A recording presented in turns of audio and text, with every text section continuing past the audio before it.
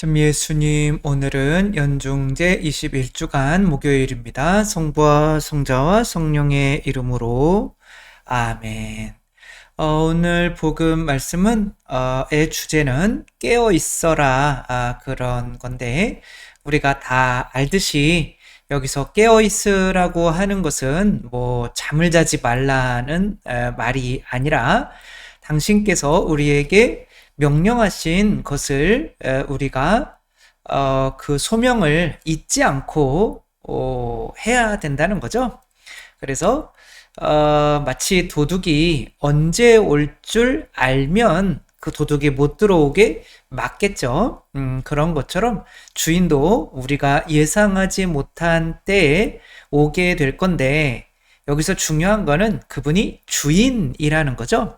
근데 우리가 그분이 안 보이니까 마치 우리 자신이 주인인 것처럼 살아갈 수가 있는 거죠. 그러지 말고 또 내가 종으로서 제때에 다른 종들에게 양식을 내어주는 이들은 이제 주님께서 모든 재산을 맡긴대요.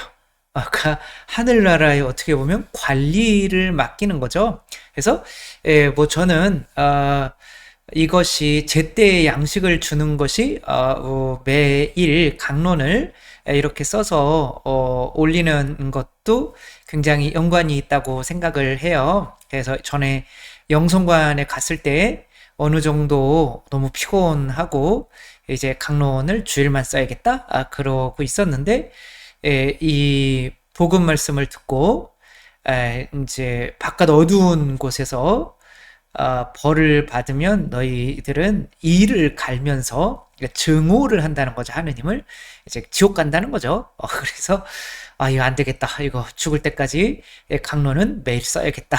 이것이 저에게는 약간은 깨어 있음이죠.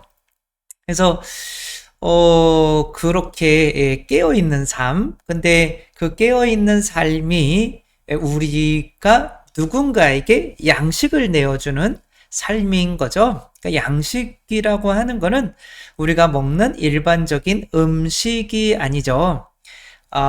뭐 부모의 접촉을 받지 못하고 그 루마니아의 요람이라고 하는 거기에서 자란 아이들은 뭐 동공도 풀려 있고 잘 발육도 안 되고 뭐 머리를 쿵쿵 주워받고 손도 막 입속으로 집어넣고, 그러니까 이제 충분히 음식은 주지만 사랑이 들어가지 않은 음식을 먹으면 그렇게 되는 거죠.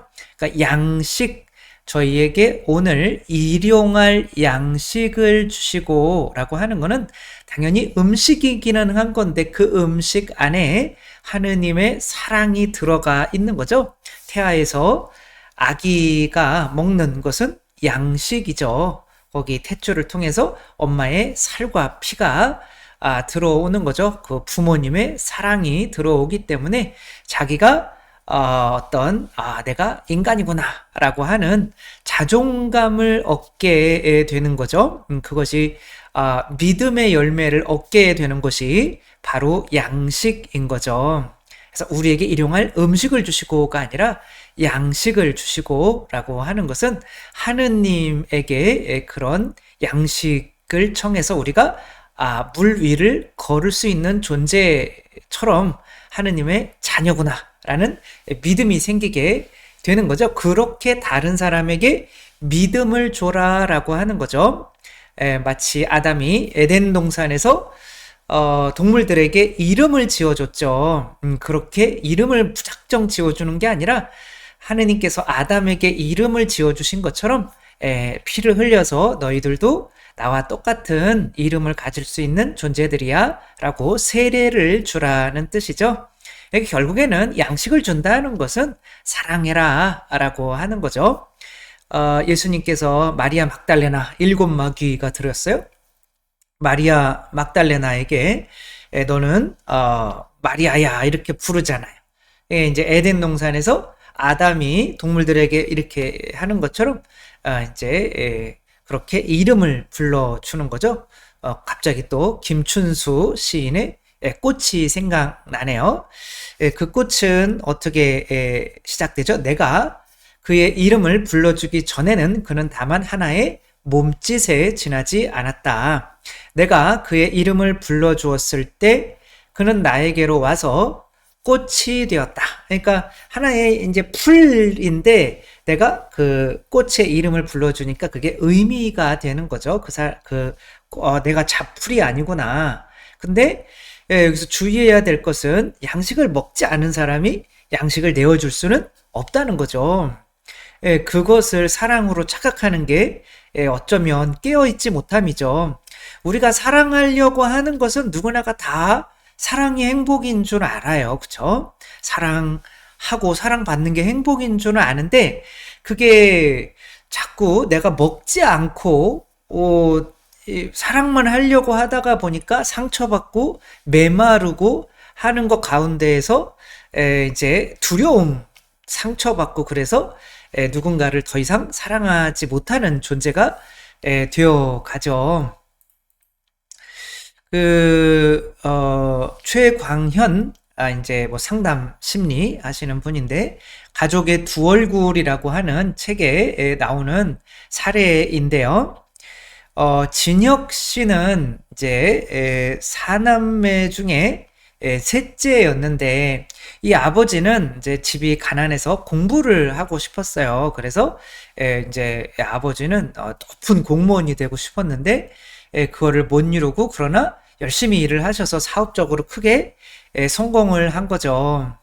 근데 이제 자식 중에 한 명이 자기의 못 이룬 꿈을 이루어 줬으면 좋겠다라고 하는데 셋째가 태어날 때 왕관을 받는 이런 꿈을 꿨대요. 개꿈인데 그것을 이제 태몽으로 여긴 거죠. 그러니까 이 셋째는 분명히 나의 꿈을 이루어줄 거야. 그리고 이것이 이 아이에게도 행복한 일일 거야. 이렇게 생각을 하고 이 아이에게 이제 공부를 이제 시킨 거죠.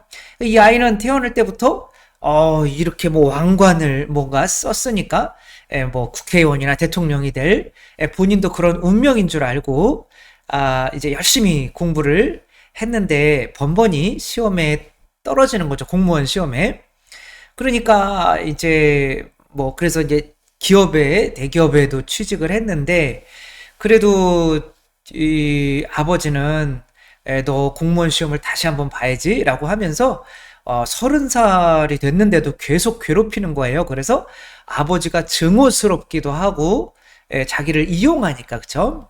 그리고 또 아버지한테 미안하기도 하고 이런 마음 때문에 상담을 받으러 온 거죠.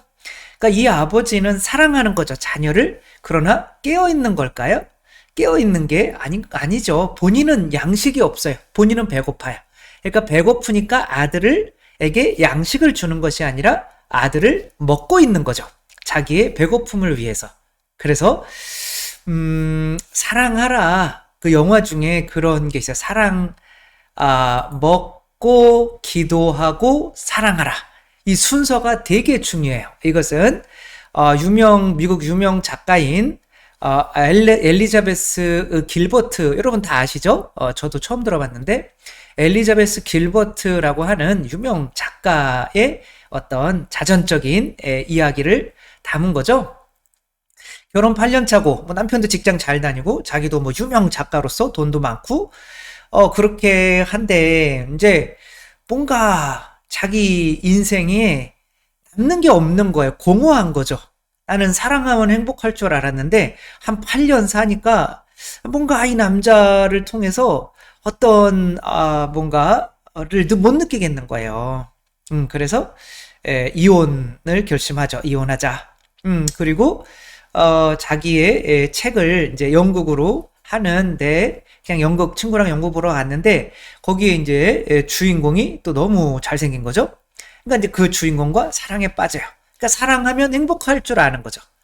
행복하죠. 모르겠어요. 저는 안 모르겠는데 아무튼 그렇게 사랑을 해 가는데 그것도 시간이 좀 지나니까 또 금방 메말라지는 거예요.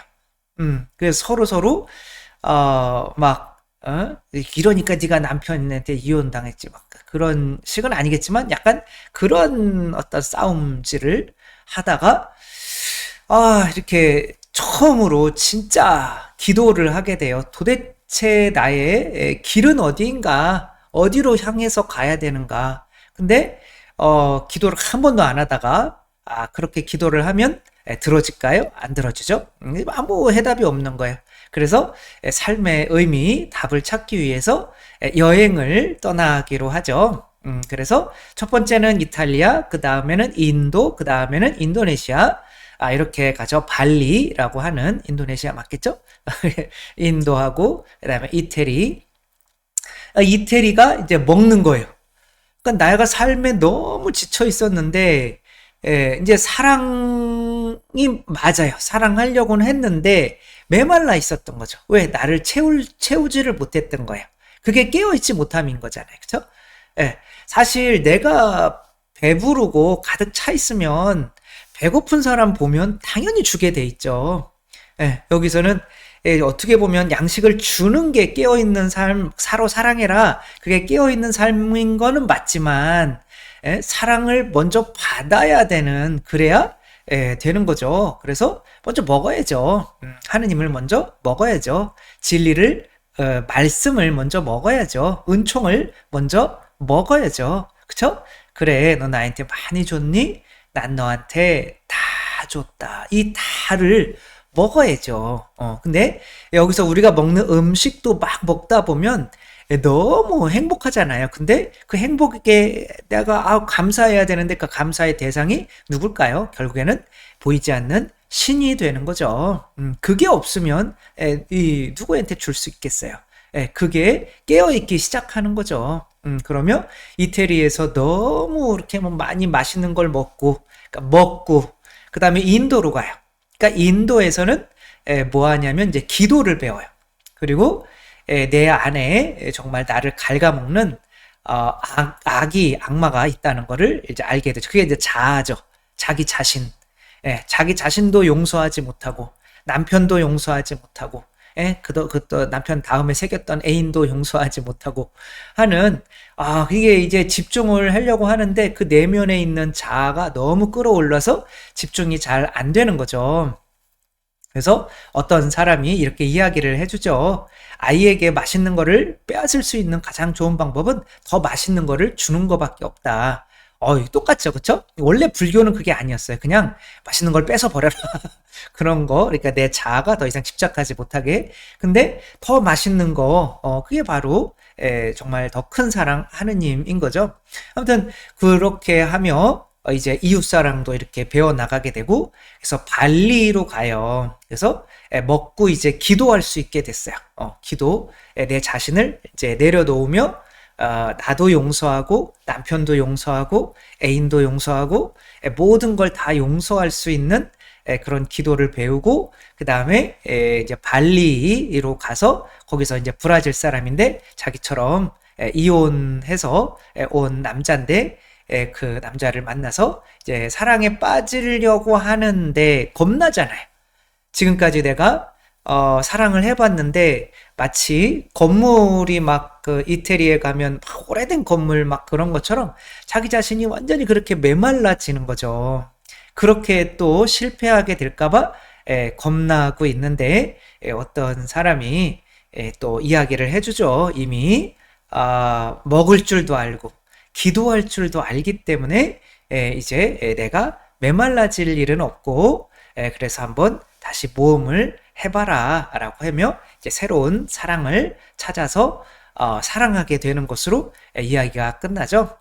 먹고 기도하고 사랑해라. 이게 깨어있음인데 깨어있음이 사랑해라 라고만 한다면 그것은 결국에는 사랑이라는 착각 때문에 깨어있지 못하게 되는 거죠.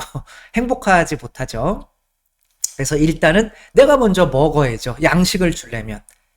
그래서 먹고, 그 양식을 받는 게 기도죠. 그쵸? 먹고, 기도하고, 이 삶을 즐길 수 있을 때, 내가 홀로 설 수 있을 때, 하느님과의 관계 안에서 홀로 배부를 수 있을 때, 이제 비로소 사랑할 수 있는 존재가 되는 거죠.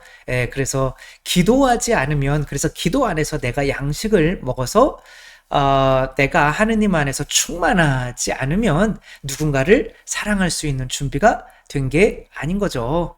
그러며 사랑하려고 이렇게 하다가 보면 그게 깨어있지 못한 삶이, 깨어 있으려고 해도 안 되는 그런 삶이 되는 거죠. 우리 모두는 이 깨어 있음이라고 하는 건 등불을 들고 있는 거죠. 그 양식이죠, 그렇죠? 성령님, 우리 매일매일 깨어 있기 위해서 하느님만으로 충분합니다. 솔로 디오스 바스타. 하느님의 사랑만으로 충만하다면 우리가 그 충만함으로 다른 사람에게 연민을 느끼기 때문에 더 사랑을 내어줄 수 있는 존재, 받든지 안 받든지 아무 상관없죠. 그렇죠? 그렇게 사랑할 수 있는 존재로 살아가는 게 깨어있는 거라는 거 생각하며 우리가 이제 사랑받고, 먼저 사랑받고 사랑할 수 있는 우리가 되었으면 좋겠습니다. 주님께서 여러분과 함께 전능하신 천주 성부와 성자와 성령께서는 여기 모인 모든 이에게 축복을 내리시어 길이 머물게 하소서.